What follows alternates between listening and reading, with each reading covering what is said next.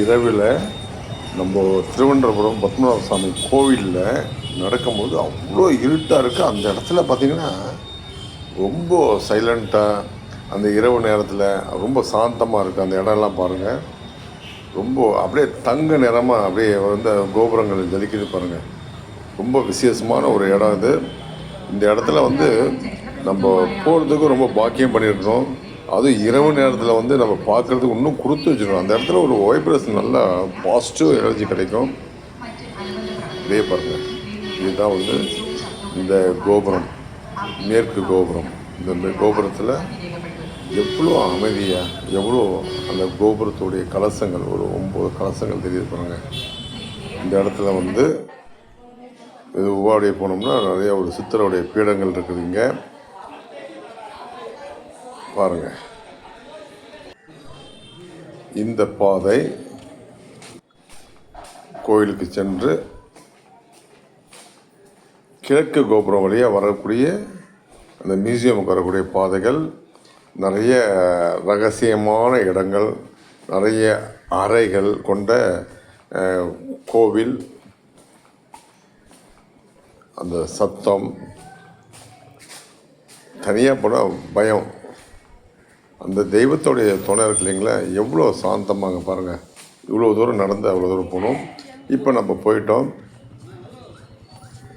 மக்கள் நடமாட்டம் குறைவான ஒரு இடமா இருக்குது. பக்கத்துலேயே நிறைய வீடுகள் இருக்குது. அந்த இடத்துல அப்படியே சுற்றி வரும்போது, அந்த கோயிலையே சுற்றி வரும்போது நமக்குள்ளே ஒரு ஏதோ ஒரு ஆற்றல் ஏற்படுது. இதெல்லாம் வந்து சொன்னால் யாருக்கும் வந்து அது புரியாது.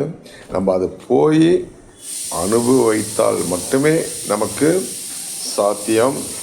எந்த ஒரு விஷயம் நம்ம நேராக போனோம்னா அதோடைய பலன்களும் பயன்களும் நமக்கு கிடைக்கும்.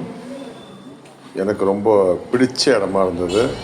ரொம்ப என்ஜாய் பண்ணேன், தர்ஷனம் பண்ணேன். நிறைய அந்த கலாச்சாரம் நமக்கு ரொம்ப பிடிச்சிருந்தது.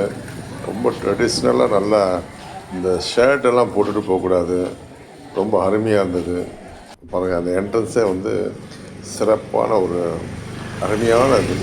அந்த 4 வாசல் அப்படி சுற்றி வரும்போது ஒரு அருமையான ஒரு இது பாருங்கள். நான் நடந்து போகிறேன், என்னுடைய உருவம் போகுது முன்னாடி.